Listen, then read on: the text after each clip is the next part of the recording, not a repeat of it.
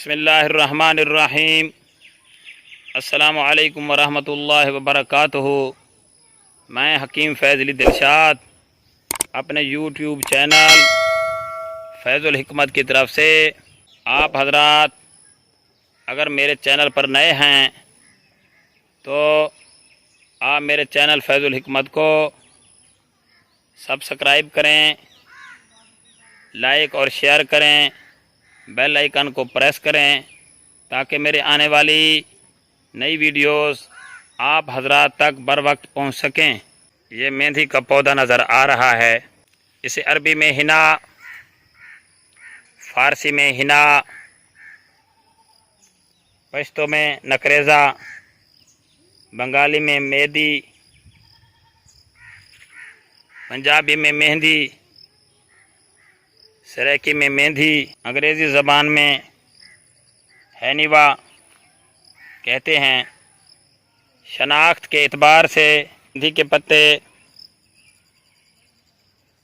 برگ سنا مکی کے پتوں کے مشابہ ہوتے ہیں۔ مستورات یعنی عورتیں ان کو پانی میں پیس کر ہاتھوں پر ضماد کرتی ہیں، جیسے ہاتھوں کی رنگت سرخ و شوخ ہو جاتی ہے۔ اس کو سفید سے پھول لگتے ہیں۔ اس کا جو پھل ہوتا ہے یہ کچا ہے اور یہ پختہ ہے۔ اس پختہ پھل کے اندر کاسنی کی طرح کے چھوٹے چھوٹے بیج ہوتے ہیں۔ مزاج کے اعتبار سے سرد اور گرم درجہ دوم۔ افعال مہندی مسکن علم اور مجفف ہے۔ ضماد کرنے سے بالوں کو سرخ کر دیتی ہے اور ورموں کو تحلیل کرتی ہے۔ مدر بول اور مصفی خون ہے۔ استعمال مہندی کو پانی میں پیس کر درد سر کو ذیل کرنے کے لیے پیشانی پر لیپ کرتے ہیں۔ ہاتھ اور پاؤں کی سوزش کو رفع کرنے کے لیے ہتھیلی اور تلووں پر لگاتے ہیں۔ زیفت اور روغن گل کے ہمراہ سر کے زخموں پر لیپ کرتے ہیں۔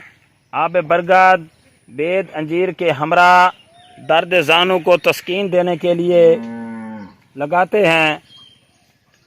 کلاہ دہن یعنی منہ کے اندر جو چھالے ہوتے ہیں اس کے جوشاندہ سے گرگرے کراتے ہیں۔